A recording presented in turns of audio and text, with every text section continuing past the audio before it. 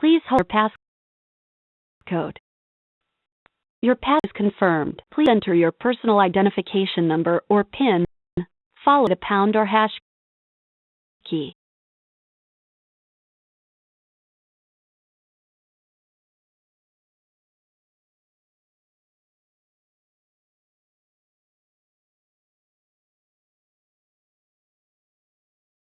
When you hear, you will be the 17th person to join the meeting.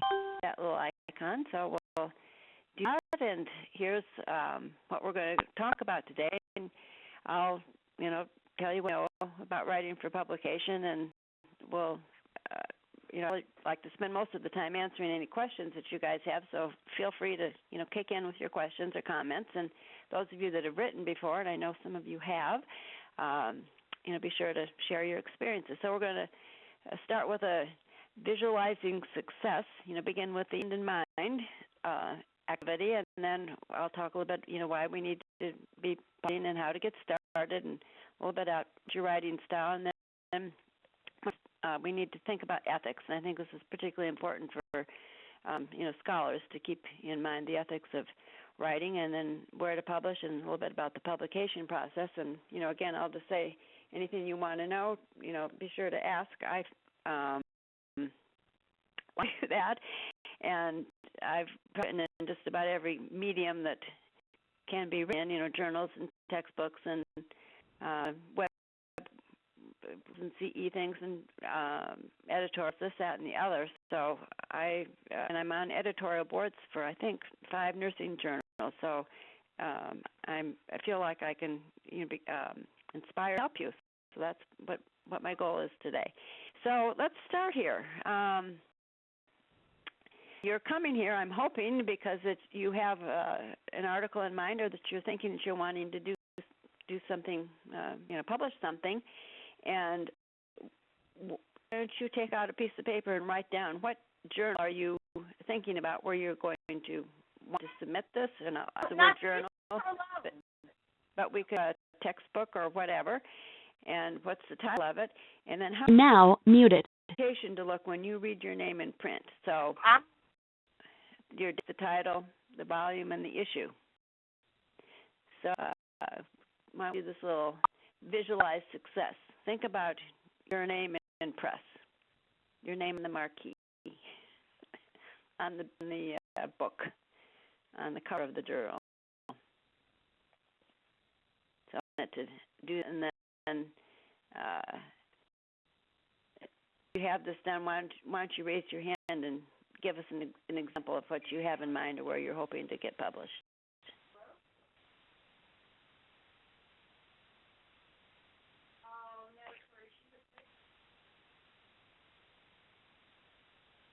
So, anybody want to volunteer here for what you're realizing?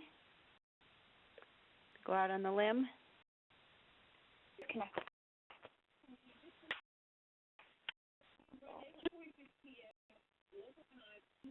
So maybe I'll just move right ahead here, and after we do this, maybe you will be inspired to go back and visualize where you're going to be getting published. So anyway, I'll be ahead, and we'll talk about why is it a good idea to write and get your words and thought ideas out there.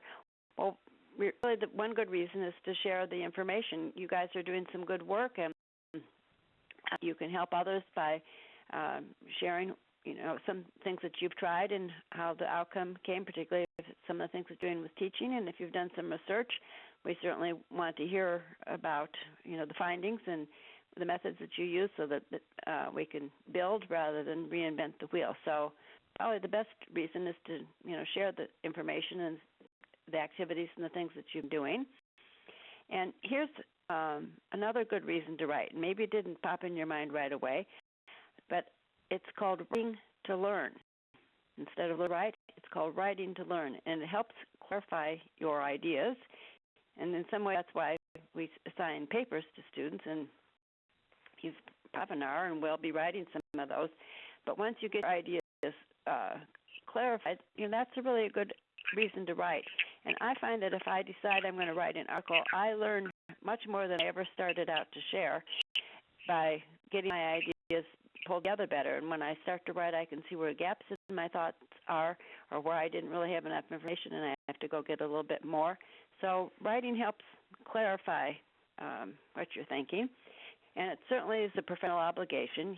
We've, talked about that. It's just something that professionals do, and it's also, part of the faculty role. We've hit on that in just about every session we've had, where you're, a teacher and a scholar and do scholarly work, and a researcher. And another good reason to write is to get the experience, because the more you do it, the easier it becomes. So I'm sure all of you, have some good reasons. In our session last, just an hour, our guest speaker said, it's publish or perish, and that's just part of the academic life, and faculty responsibilities is to be. So we're going to try to help you learn how and get that first article off your desk and out to the world to see. What is it that you should write about? Well, the first easiest to do is, what you know, what you're teaching, what your research projects are, and the service that you're doing. So, that start from that. And I always like to say, do interesting things so you can be writing about them. And if they're not interesting or something that can be replicated or shared or, have an external bound to it, then probably don't waste your time doing it. So do interesting things and write about it. Another thing to do is write is when you have some information already. So if you've surveyed your students, or if you've done curriculum work and you've pulled together some thoughts on that, or if you had to do a community health survey and you have data from a community, all this information you've already pulled together, you've got to start on something. So, push it off and get it out there. And again, it's kind of along the same line, something that you have easy access to, the data that you can easily. We've talked several times about presenting this. If it's a paper that you have presented, or even if it's a session that you taught to your students, you've got something there ready that can be converted and take the next steps and convert it into a manuscript. Committee work and teaching strategies. And we do so much of this, and lots of it's really interesting, but nothing ever happens with it. I can remember several years ago when we were into that critical thinking movement, and we were passing some of those instruments about critical thinking, and we had a task force on critical thinking, and they did a lot of work and reviewed all the literature about critical thinking and the instruments and so on. They did the pilot test with the students. Well, what a waste just to let that all sit in the curriculum minutes and files, when in fact it could lend itself to a nice paper. And actually the faculty who were on that committee wrote it up, and it's published. You can go find it. So things that you're doing really lend themselves to taking the next steps with doing it. And of course, if you have grants or other funded kinds of things, it is an expectation that you then would go ahead and do something with the funding that you've received. So how do you get started? And I like to think that you kind of go to the 5 A's. You have to know you're writing for. You kind of need a little angle. You need an outline. I do anyway. You need to have a little confidence here that you can go ahead and that you're going to be successful, and that's why we're visualizing success in the beginning. And then there's kind of a little approach that you go through. So let's walk ourselves through each of these. And first of all, you want to understand who our audience is and what are they at the topic. And you kind of know this in terms of which journal reaches this audience. So there's journals that deal to clinical kinds of things. There's journals that are really specific to gastrointestinal nursing or nurse educators or methodology and nursing research. So you kind of have to know who it is that you're writing this for, and where are they with the topic. Are they, experienced researchers who are looking for, methods or statistical procedures, so on? Are they the deans that are reading the Journal of Professional Nursing that talks about administrative kinds of things? Who is it that you're writing for? Or you could be writing for lay people, for that matter, or for patients. So there's, a lot of different people that you're writing for, but you kind of have to have them in mind. So that's the first step, is to kind of figure out who it is that's going to be reading this. Okay, and the next thing to kind of think about is, call it the angle. So are you a particular slant on the topic? Do you have a particular view or a position that you're trying to advocate? And sometimes you will, when in your lit review, you see that there's lots of articles already on that topic, but maybe you're wanting to write about it, or the experience that you have or the view that you're going to be taking about it is different, and that's what might make it an appealing article. So just because there's lots of things written about it already, you don't want it, that ought not to discourage you from writing about it, particularly if you can get a particular slant or angle. And sometimes the angle is defined. If you're doing research, there's a theoretical framework, and that's kind of the organizing structure for the article. Is your topic big or small? And again, kind of think about what is it that your focus is contributing here to the literature, particularly if it's others have written about it before. And that's kind of another little tip, is to get out there ahead of the game when you're doing something. And often, we're faculty on the cusp of a lot of interesting things, and I've been there, and you have too. And then the next thing you're reading about, somebody else has already written about it. So timing is part of this too, the angle, getting it out when maybe else does. Okay. Another part of the approach to getting started here is to, I believe, is to have an outline. Now, not everybody likes outlines. Some people like to just start writing and then go back and kind of tune it up. I start as I make at least a level where I put the introduction, the body, and the summary and conclusions. You can always start with an outline that has at least those three things, and then if you can get further into that point two on the body, you can maybe fill out a few more key points. But the value of an outline is it kind of gets you going, it gets you thinking about how the pieces are going to relate to each other. Some people can write an outline that's really detailed and all the way down to sub points and like that.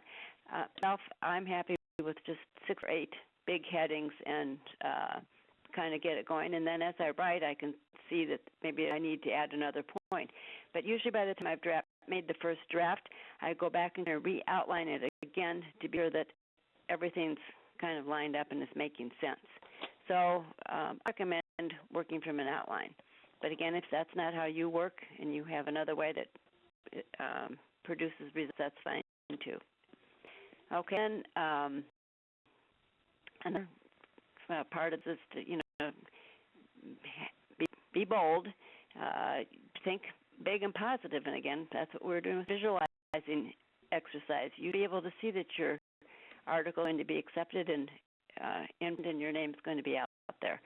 And do something that now you've got a good idea, and even if you don't even know that it's a good idea, if somebody's saying to you, gosh, that's interesting, or why don't you write that up, for sure should go ahead and do that. And here's something else that people kind of forget. You are going to do your best writing when you are learning. Again, it's writing to learn. And people think you have to be really an expert, but that novice to expert model, when you're an advanced beginner, you understand what the novices need. So don't be put off from writing when you think, well, I'm just still learning about this. This is the best time to be in it, and then it will help you learn even more. But certainly, think big, be bold, go ahead and do it. And, if you're trying to figure out how to get started, take some time. So you need to block out the time and put it on your calendar. Sometimes to know when your peak energy times are. That's kind of how I block out for myself, and I'm good kind of in the morning when I wake up, and then I have another big burst of energy around 9 o'clock at night. And so I know that that's when I should be doing this kind of work, writing, doing writing. So I block it out and try to do it when energy's high. Also, I think it helps if you have a little place where you're going to do it and all your materials are there, and you just kind of feels like a nest while you're there. And if you see my office now, it's loaded with nursing education journals, because I've been doing a lot of writing, various things related to nursing education, and I know where everything is, even if it's a total mess in here. But it's my nest, and I can shut the door. Nobody has to look at it, but it's where I feel comfortable. And sometimes I even have what I call my writing clothes, because they're comfortable, and it puts me in. Okay. Sometimes people want to write by having everything perfect and get it all everything in place and the words just perfect. And that's well and good, but if you're finding yourself blocked or can't get started, or you're stuck at the moment, just put something down. Sometimes when I have to do an article, I put the title, I put my name, I put my credentials, I just something that I know that I can put on that paper, and then save the file, the name, and then it's started. So then you've got something that you can do, and then you can work. And of course, you keep working and add something more. If you getting stuck again, sometimes writing and dividing into small chunks is good. And sometimes when she's low, I just need something tasky, then that's the time to work on the reference list or something that's kind of mindless that you don't have to be too creative with. So think about your writing in little tasks. Sometimes, even going back and editing, that's a kind of mindless thing after I had a pretty good draft going. So you separate those creative times and the tasky times. To get started is to tell somebody that you're going to be doing this. And once you've said it out loud, it's kind of a commitment that you're going to go ahead and do it. And another way to kind of get in the mood to get started is, I find, if you read works that are similar to what you're writing, it kind of gets the style going. And sometimes writing is research, and you're using, you have to organize your writing like the journals are wanting. You have your problem and your review of literature and your methods and the sample and all that kind of stuff.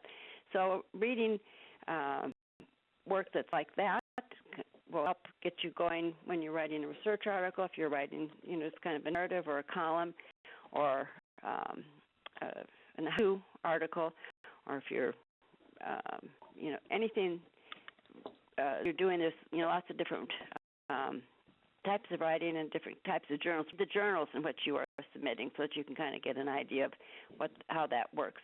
That is, one way to get inspired. So, consider your approach there. Let's see, I'm going to stop right here. Go back to 5As. Do you guys have any questions or comments on, kind of getting started here?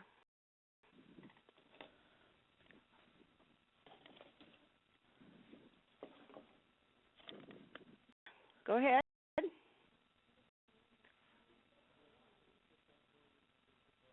Star 6 to unmute.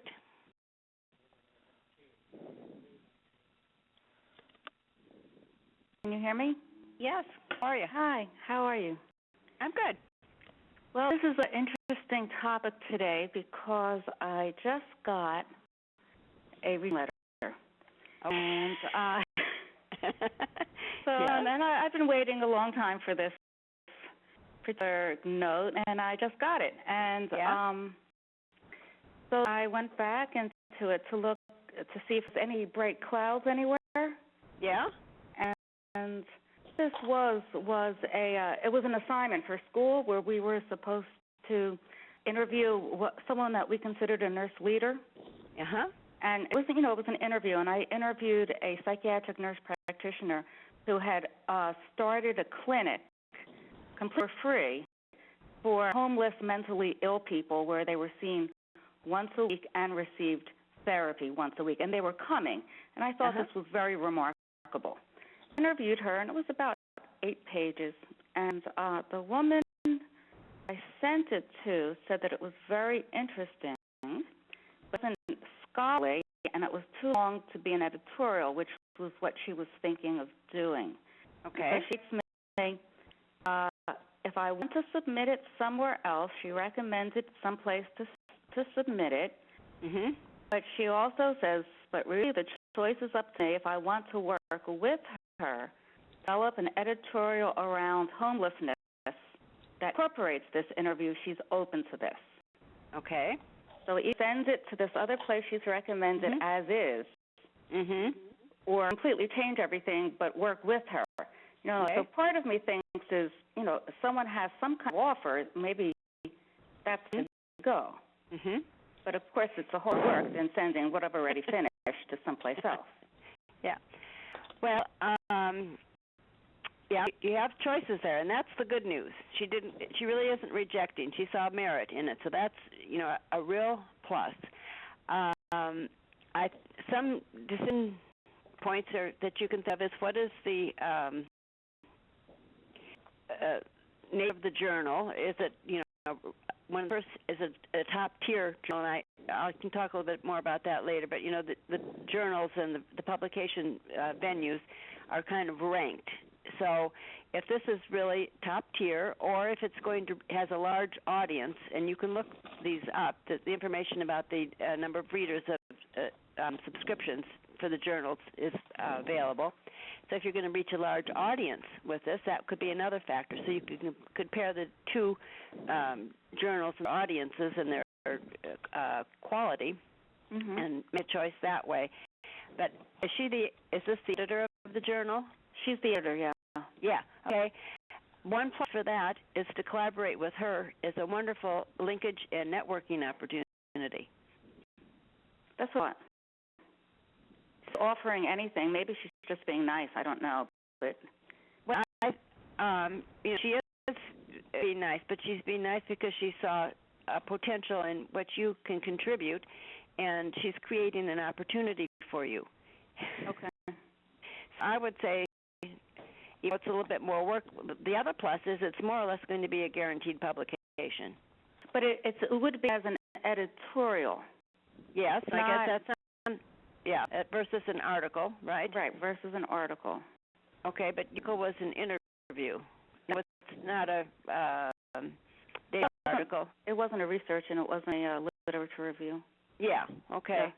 Yeah. So I'd say the sure thing is to work with her. Okay, that does make sense. Okay. All right, well, this was very timely. Thanks. Yeah, okay, great. Well, I'm glad, and congratulations. And then another point, because I'm going to talk about it again, too, is when you read those letters back, and I think you may have said you received a rejection letter. I don't know if that's... Yeah, I interpreted it, of course, as a rejection letter, and then like a couple of minutes later, I said, okay, let me look at it again and see if there are any openings in there anywhere.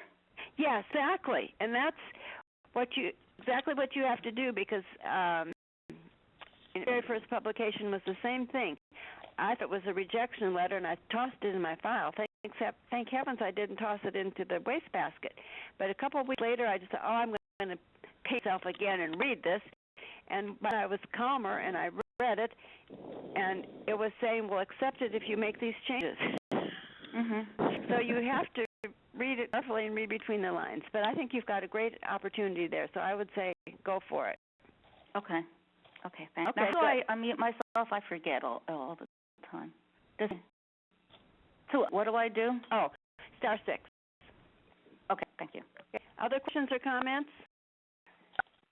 Okay, we kind of got you started here with getting going and what to think about. Now we'll talk a little bit about the writing style. And again, you're going to be thinking about the audience and the manuscript requirements. And you'll find the manuscript requirements somewhere in each of the journals, or if you're writing textbook chapters or whatever, somebody's going to be giving you manuscript style guidelines, and that's what you want to follow. You use good English writing style and active voice rather than passive. I think the editors get kind of fussy when they use a lot of passive voices. clear and straightforward. You don't need to be fancy. Sentences with paragraphs, headings. But if you're writing an article, and tables and illustrations are helpful, and particularly when you're doing research articles, and there's data that you want to show, and then each journal has its own, and you absolutely need to follow that style of the publisher. So be sure that you're writing clearly and appropriate style. Again, the business of draft, start and keep going. Plan on many drafts, and for me, I just try to get all the ideas out and then go back and fix up grammar and the details, getting everything out there. And as much writing as I've done, there's probably nothing that I end up submitting that I have not done between 7 and 10 drafts of it. So, don't that just that first draft is going to get it for you, and don't be discouraged if you're spending 3 and 4 and 7 times getting it all pulled together, because you just have to keep going back and being sure everything's right, and and finally that everything's perfect, that you've got your references all listed in, the headings and all any typos are fixed and everything reads smoothly. So get that out there and just get it going, and then go back and tweak it after that. But here again, the final draft, it has to be perfect, and double check your application style. I'm going to make a few comments here on the ethics of authorship, and we've kind of a trick here, so we want to be sure that we're clear. And who is considered an author? Anybody who has contributed substantially to the design and development of the manuscript and has contributed to the writing and the revision. So people cannot just put their name on it because they were a mentor or the faculty member or somebody who was a cheerleader. Everybody has to contributed substantial ideas and the development, the outline, and the writing of the manuscript. And team writing, I advocate it because it makes it easy for everybody, but we have to be clear that everybody's carrying their full load and is getting the credit for doing it. And I see some of the journals, they want to know who wrote what section, and everybody has to sign that they have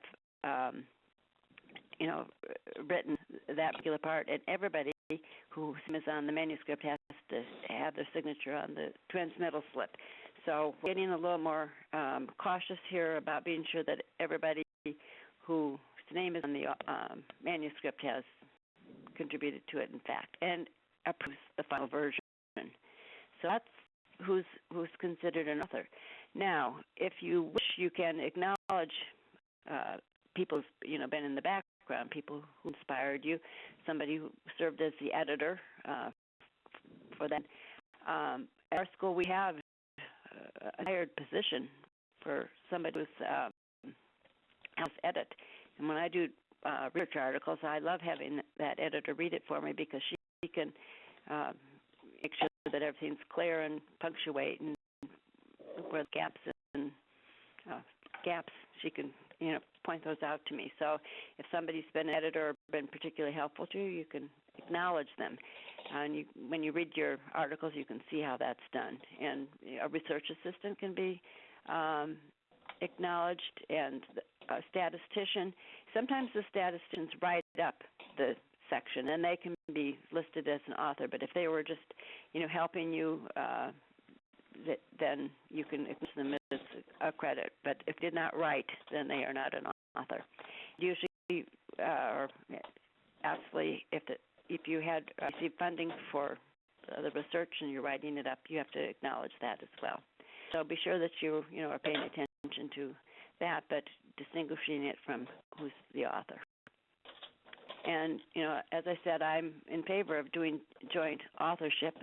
There's pros and cons. Sometimes it's just easier to sit down and do it yourself. Sometimes things that you're writing are just short enough that one person is enough to do it. On the other hand, it really helps to divide the work up and divide the expertise up. So sometimes you're working with somebody who loves stats and writing that part of it, and they're an enormous help. Okay, again, anybody who is on the article has to have, be considered an author and meet the criteria. Another which is probably I need to do at the very beginning is to sit down and figure out the authorship order, and there's some outs for that too, because the person whose it was and who's done the most work usually is the person who's the first author, and then everybody else falls in line, usually according to the amount of contribution that they have. But there is some pecking order and considerations given under promotion and tenure for the position, and if you are, just usually there where you're contributing very little and have not done first authorship, that in some promotion and tenure settings, is not considered as fully as first author could be. So if you could be doing joint authorship, you want to sit down and identify roles and responsibilities, kind of organize your team, get lines going, and then you decide what you're going to do for people who aren't meeting the deadlines, because articles can get held up if somebody's not doing their part. So all these things, if you can talk about it at the beginning and get clear for what's going on, because sometimes people things happens and they can't continue to work on the writing of the project, but if they sometimes they'll just say I can't work anymore on this, I'm coming off, and then the group needs to can. So get all that here at the beginning. So any questions at this point? Questions or comments? So then next thing you're going to think of, and actually in some ways it's the first thing, and that's why we started with that visualization exercise. You need to kind of, even before you sit down to write, you need to decide where you're writing, so you know the audience and the stuff you're going to do. But here's, there's just many publishing venues here, so there's really no reason why things that you're doing can't get her. Textbooks is certainly one place, and if you guys are up to date on the latest clinical knowledge at this point in your career, so you're ripe for contributing to a textbook. The journals, the nursing and non-nursing journals, journal columns, and I will say that I'm a column editor for the Journal of Continuing Education in Nursing. It's called Teaching Tips, and I am always looking for somebody to write one of those columns. It's 4 pages, guaranteed publication, and so I'll make that offer to all of you.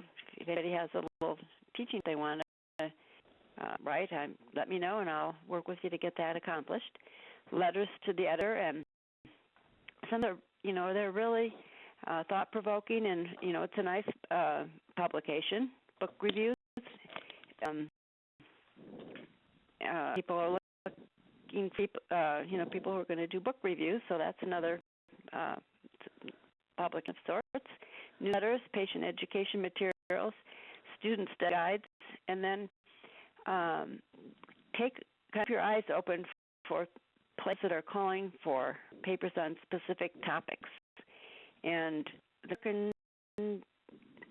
Journal of Nursing Today, the ANA publication, they sent a little letter to the previous authors telling what topics they wanted this next year. If anybody wants to write for them, let me know and I'll forward that to you. So I've seen, calls for papers on various topics. So if you're reading your journal and they're saying we're doing a special issue on clinical education, or we're doing a special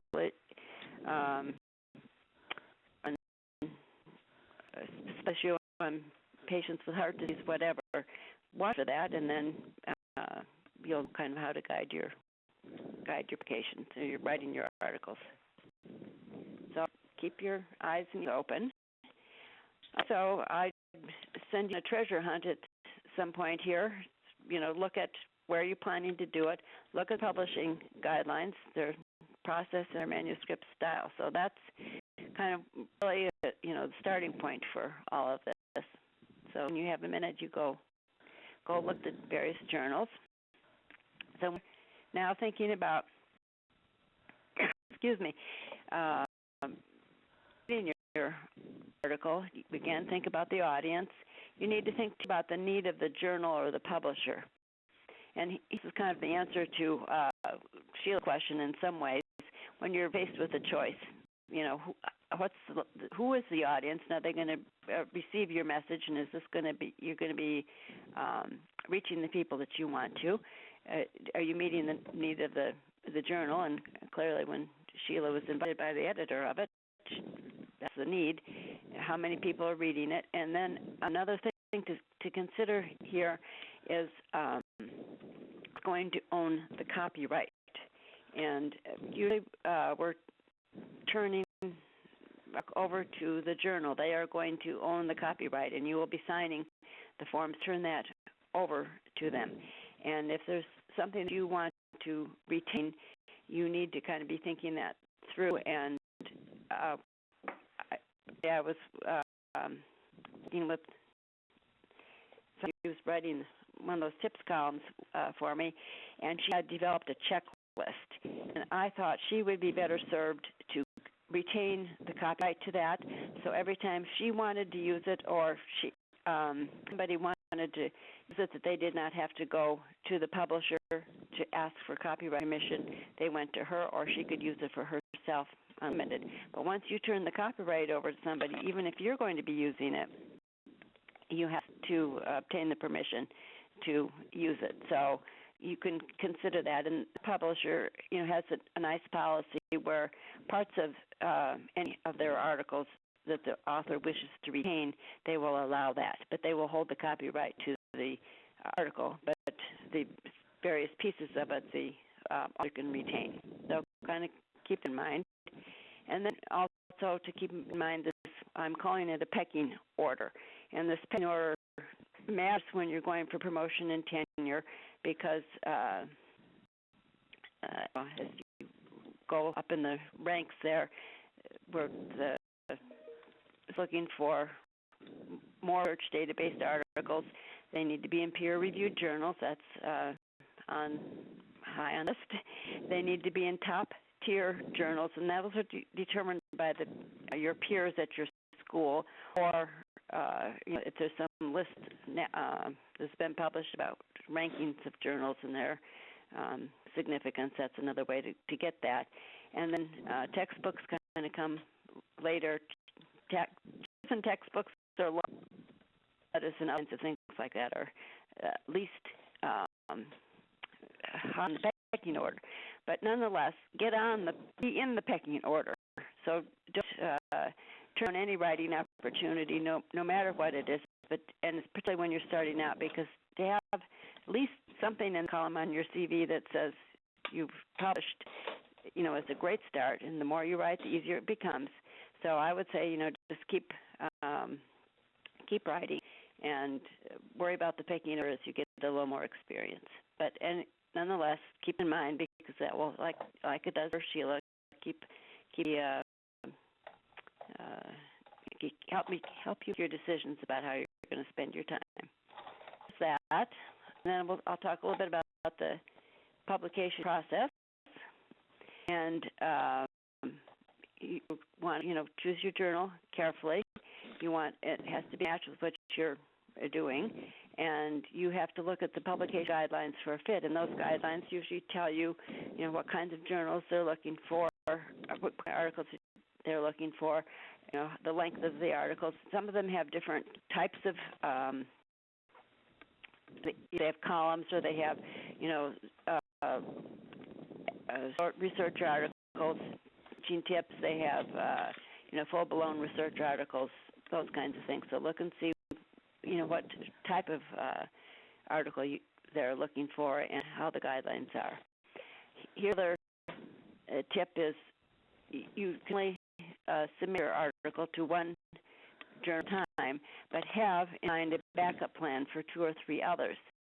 And what I do is, I pick when I want to get published, where I visualize when I've done my visualization exercise, where I want to have it. But then I write down 2 or 3 other places where if it's out and out rejected, where I will send it next, so that I haven't wasted my time writing it if it's not going to fit for 2 or 3 other places as well. So, kind of have in mind that there's other places where it may fit. Okay, and be sure your work is offering, something new for the journal. Okay, so say a few more words here, and then we'll stop and ask for questions again. Okay, so the query letter, and you look at, again, the author guidelines that are in the journals to determine if one is required.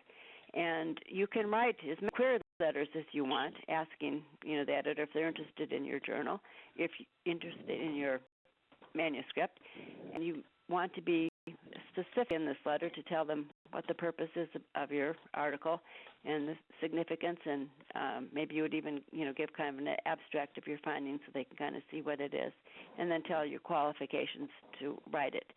Now, every journal requires a query letter, I think, and not every manuscript needs to submit your manuscript without writing a query letter. And I'll say I rarely write a query letter. I usually just submit it. And once it's submitted, the editor is obligated to read it.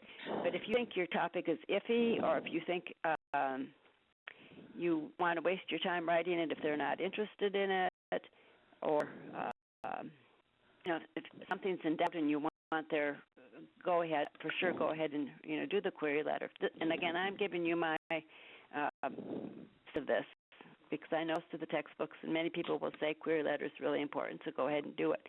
But what I've also found is most editors don't want to miss out on a good article, so they'll go ahead and tell you, yes, go ahead and submit it, write it up and submit it. So sometimes it's not necessarily, of course, it's not a guarantee that they're going to publish it, but it may not even mean that they're totally interested in it. It just means that they don't want to risk losing it.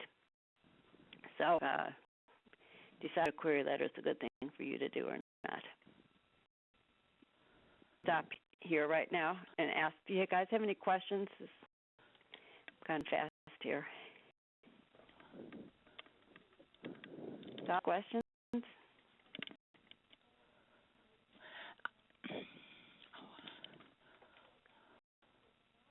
Then we'll talk about the manuscript here for the final prep and submission here. So again, follow those guidelines. No exceptions. Submit all the parts that they want, and they want to cover the abstract, paper references, tables, all those kinds of things. And some of them have very specific orders they want all this. So get it all pulled together. Have sure that you've had this proofed carefully enough. And again, that's where that editor at our school has been. She was so helpful because she could catch some minor little typos that I didn't even notice. So, and she put the, the piece in the commas where they needed to be if I'd forgotten those. So somebody else besides yourself should read it and, proof it so many times that it's perfect. And if you need to going back and revising, go ahead and do that. So then go ahead and submit. And I'll say that most of the publication journals and so on, they are sort of taking electronic submissions now. So you probably are not even transmitting it by email. You're putting it right into their so that gets it in the system, and then that's how it's sent out for review as well. So be careful. Submit by guidelines and the cover if they want that. And this is what happens after you've submitted. Sheila can probably attest, and those of you too that have gone ahead and have submitted in the past. So the editor's going to receive it, and they're going to do a quick look at it to be sure that it meets their criteria for what the journal is all about. And then they're going to send it out to a peer review panel. And this could be as many as 2 to 3 reviewers, sometimes it's even more. And it is a double-blind process. In other words, the peer reviewer does not know you, or that you were the author of that article, and you don't know who the reviewers were. So nobody knows anything, and the ethics of it are pretty clear here. That there's, and the reviewers feel that they have a conflict of interest, they are to identify that immediately and take themselves out of the review process. So then it goes to this peer review panel, and then the review goes back to the editor, and the editor looks at those reviews and then makes a decision. And here are the decisions that it's accepted fully with nothing much to do, accept with revisions or reject.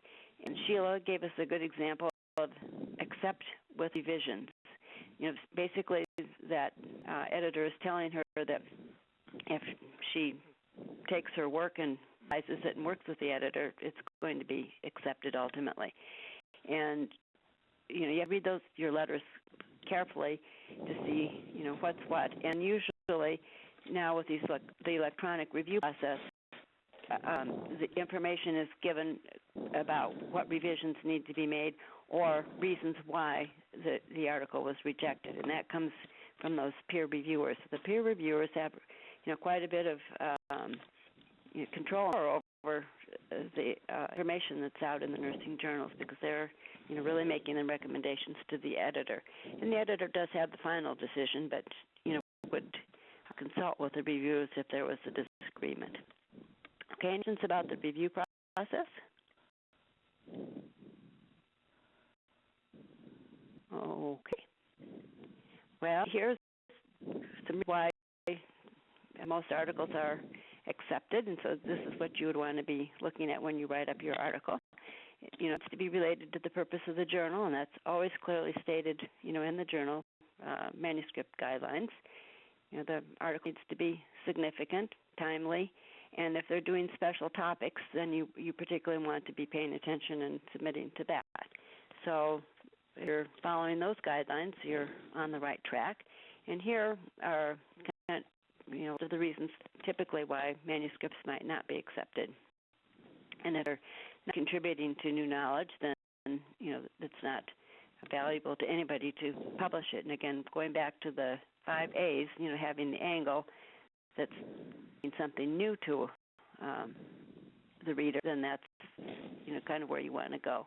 And if it's not innovative or it's not reflecting current practice, then that would be another reason why it might be rejected. Something else that can kick it out is that there's things that are missing. The review literature isn't complete or up to date. I'll have to say, for the manuscripts that I review, sometimes that review of literature is 5 and 7 years old, and even in nursing education, that's pretty outdated now. So, the review needs to be complete. Sometimes there's a mismatch between the conclusions and the data. So you want to be sure that your methodology all lines up. And again, that's where having a peer reviewer, or your colleague, a colleague reviewer, an editor to look at that to be sure that you're not drawing mistaken conclusions from your data, or that the methods are not appropriate. And then I think a lot of these rejections occur because the articles simply do not fit with the mission of the journal. And that is something that you can control, because you can be sure what the mission of the journal is and how your work is fitting with it. So if it's not fitting, don't submit it. And if you do, don't be surprised if it's not rejected. And here's something else: the editors now are getting much more fussy about page requirements. If they say 15 pages, include your reference list. Don't send them 15 pages and a 10-page reference list, because if it's really strict, they'll just boot it right back out, because it's, from the get-go you didn't follow directions. So some of these reasons for rejection can be controlled on your end. Okay, so if it's rejected And, that can happen. But, of course, we're going to visualize success. And this is, kind of, again, what Sheila's saying. Read the letter. And, of course, you're anxious, so you don't read it so clearly. And then, you're mad and you're grieving if they've rejected it. And but I'm going to say to you, don't spend more than 2 days in that mode. So then pull it back out and then read it again calmly and try to figure out what happened. And getting some good feedback because most of the journalists now take the reviewers' comments and send them back to the author so you can see what it is that happened. And then you can, drop and revise and submit again, or they're asking, well, Virginia, you can't submit it back there, but again, revise and take those suggestions and submit it elsewhere, down on your second and third choice where you're going to, go ahead and submit. And, go ahead and do that and go through several cycles. And I guess, after the third and fourth one, you're still rejected, see if you can find another use for your work or put it in a frame and just enjoy it yourself. So, but, don't throw a rejection letter away without giving it some further thought and trying to take it to the next step because you spent a lot of time in that article. Okay, so here's what's going to happen when it's accepted. You probably will go through some copy editing process, and those copy editors know where those commas go, and there may be a few little things that they might change on it, and you'll have to look at and be sure that they've changed correctly. Usually some kind of queries that come back, and normally they're sending this to you electronically, and they give you a day or two to look at and answer those queries. And the queries come back, mine do anyway, that there's an incorrect reference or I've forgotten a number or something like that. So there's things that you have to kind of go back and look up, and they're minor, but they're just time consuming. And you are the final word on the proofing, so you want to proof it carefully, because if some word has been typed, particularly on your journals that are research, database, a decimal point wrong place can be disastrous. So you are the final word on that. And most journals give you an opportunity to buy reprints at huge prices, so you can decide how many of those if you want or not. And then once it's accepted, you can put it on your CV as either accepted or impressed. And then, of course, once it's published, you can go back and put the publication on. And then the last step is to celebrate. So there you have it. I'm thinking that's it. So what kind of questions do you have, comments? Those of you that have been through the publication process, what would you like to share and encourage us to do so? I see Mary Ann McDermott has a comment, and Laura, I think you may, I don't know if that's another one or not, but we'll start with Mary Ann. So *6, Mary Ann, if you need to unmute.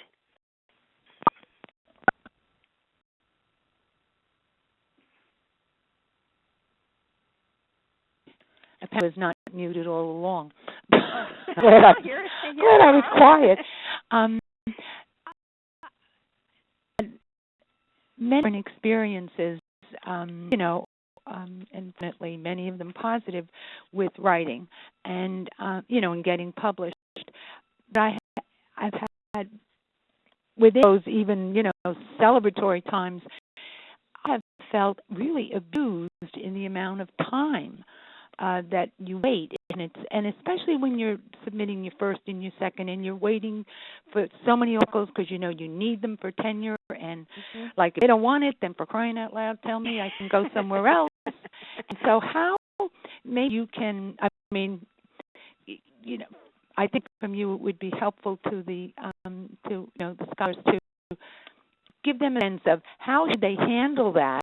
It's like I remember in the beginning, I used to think, oh, God, but if I call up and start to make trouble, it'll matter. So if you would just kind of address that and the amount of time that you give them before you really want to lose it. Okay. I'll mute. Okay. Well, thanks. A great question. And basically, you're kind of at the mercy of the journal. I think some of the journals will tell you what the turnaround time is for review. And lots of it's in the hands of the reviewer, because if they get right on it and do it within the time frame, and if the editor doesn't remind them or take them off and ask for somebody else to kick in quickly, that's where the bottleneck is. It's not so much the editor, it's the reviewers, and the editor needs to have, good peer review of these articles. So I would say the shortest turnaround that I'm with would be 2 months. And I think even 11, 12 months would not be, it's not acceptable, but I think it happens. So you can probably, so look and see if it's what their turnaround time is. Otherwise, I think you just do have to hold your breath and, keep working ahead, get the next one that's on your to-do list, because you have to always keep something that you're writing going, and just wait. You can, query them, I guess, but basically what's going to come back is to say it's still under review, because once it's reviewed and a decision has been made, you will be the first to know. And with these electronic systems in place now, I do think things happen much more quickly. So it is a waiting game. Because you don't assume that it's not been accepted. It's not a question of they're agitating over it and deliberating a decision, or sending it back and out and around for more review. It's just a question of how the system works and how much time it takes between each of those steps. But the editors themselves all try hard to keep that the turnaround coming. And then there's another issue here, and that's, once it's been accepted, sometimes there's as much as a year or two delay in having it published. And that happens because there's a big backlog. It happens because some articles that are really timely, the editors want to get them out, right then and there. And so if your article has been accepted, but it's not going to, it will still be timely 2 years later. Sometimes it's even that long. I can remember one rather recently. I was writing it with one of my students, and of course she wanted to have it out too. But even it was accepted, it wasn't published for at least a year and a half afterwards. And they told us one day, and then it was 2 or 3 months after that. So I think it's just a question of being patient. But Marianne, thanks. That was a great. Thank you very much, because I think I've been at both ends, 2 months and 12, and yeah. it's when it gets to the longer time, and it's like, and yeah. But at any rate, I'm glad you addressed it. Thanks so much. Okay, that was great. Okay, and Kim, you have a question too. Go ahead. More of a comment. Diane really captured this so well, and with great tips, because even some of us who published, we still get writer's block, and what you put in the slide I'm sharing with my faculty. But I did want to say something. I'm on 2 editorial review boards that are non-nursing. And I think it's important for the scholars and everyone on this call to also think not just nursing, that your knowledge and what you've done or what you want to write about may be applicable, and other people want to hear about it in other disciplines. Yeah. And in some way, it depends on your tenure criteria. If it's your first article, maybe stick to nursing. But with the other ones, they like to see you branch out. And that's what I think we believe. So I wanted just to make that comment. Oh, yeah, that's great. Thank you for that. Okay. Veronica? I had a comment also.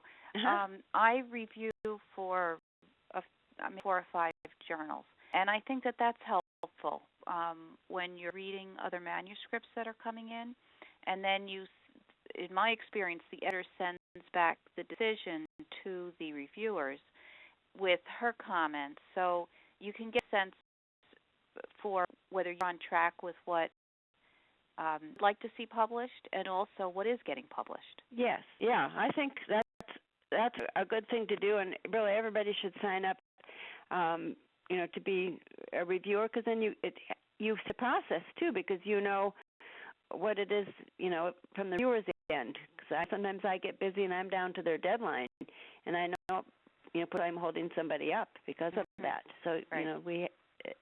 But you're right. We see what's coming across the line, and it gives you ideas and it gives you a sense of style, and all of that. So if you have an opportunity to respond to a call for reviewers, please take it.